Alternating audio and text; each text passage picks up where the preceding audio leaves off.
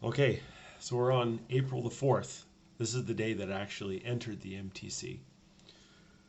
Today was certainly one of the most exciting days in my life, and this is true. It was almost scary looking back on it, and just to pause for a second and think. My family dropped me off in a city they knew really nothing about, with people they didn't know, who were going to take me to an MTC that mom and dad had no clue what was going on. I had no clue what was going to go on. I wasn't set apart. Um, like that's a lot when you think about it. But it speaks of faith, and it speaks of conviction, a trust, and the trust of my ward family, my family, and my faith and belief in God. Really amazing when you think about it. So it really was one of the most exciting days of my life, the day that I entered the MTC. This morning I got up and lounged around for a while. I watched TV for a while and I relaxed. I didn't even get up until 9 a.m. Then I called Carmen and talked to her for about 40 minutes. I was laying in bed last night when I decided to call her, and this morning I knew I had to, if only just to tell her that I loved her and for her to promise for her to wait for me. It was great to talk to her. It feels like I haven't seen her in years. Oh well, as they say, lock your heart. I remember that.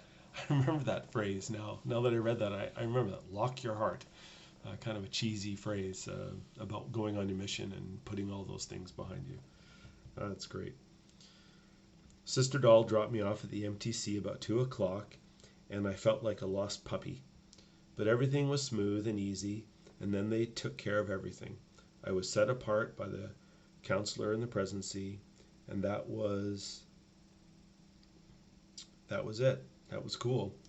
He gave me some cool blessings, which I forget now, except that I'll have peace, joy, and happiness.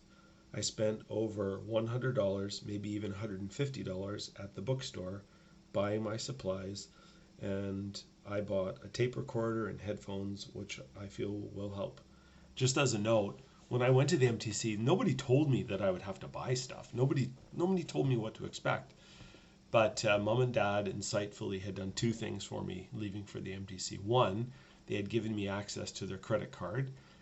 That was for emergencies.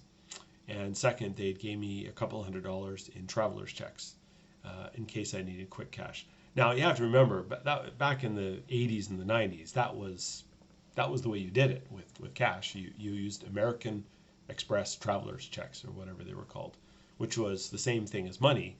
But over the years, they've just disappeared and nobody uses those anymore. Like, not for about 20 years, I'd say. So I basically used most of my money on that first day because I had to buy all my supplies, my materials, my Korean language stuff, all the basics. And then I also bought that little tape recorder, which I used my entire mission, by the way. Buying my stuff. I haven't seen Lane yet, but probably will see him later this week. I had my first Korean class with my district tonight. Our name is Chochiwon, which I could not pronounce for the first week or two, because in anglicized Korean, the letters just don't match up really well. My companion is Elder Turner, and I'm so lucky to have him. He was going to Korea before, and he made it 7 weeks through the MTC, but due to finances, he had to return home. What a drag. But now he's back, and he's helping me out a lot. He's such a cool guy, kind of quiet though, and he's missing his right hand at the wrist. But he's so cool. The language is very challenging, but I know with the Lord's help, I will succeed. And that's the end of my first day. Now, I remember entering the MTC and getting all that stuff and going to the bookstore and having the bag. It was kind of a mesh bag that had all my materials and having my suitcases and just everything. And they gave us this gold envelope, and inside of it had like a meal pass ticket, which we never used, which it had a key to my dorm room, because in the MTC we all stayed in these four-man dorms, and I had to find my dorm. And when I got there, Elder Turner was already there, and he had already had his stuff set up because, like I said, he had been in the MTC 2 years before, and it was pretty amazing that he got when he reapplied to be a missionary, he got the same mission call as before. It was amazing, inspired. And So I get in there and stick up my right hand to say hi and welcome myself, and he stuck out his right hand that had a stump from birth, and that we just hit it off right away. And so he was 2 years older, quiet, but very mature and very helpful. And unfortunately, we didn't serve together our entire missions. In fact, I don't even think we were in the same zones our entire mission. But we kind of kept track of each other for our missions. And he struggled a bit in his mission. He struggled.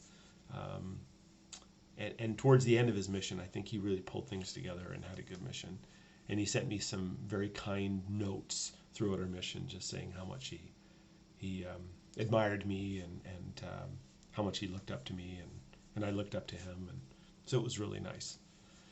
But that was the first day, that we got there. And after getting through all that stuff, organizing and getting to the room and getting settled and meeting people, we had our first meetings later that afternoon. We had supper, and then we had a class. We had our first Korean class that evening, and that's it.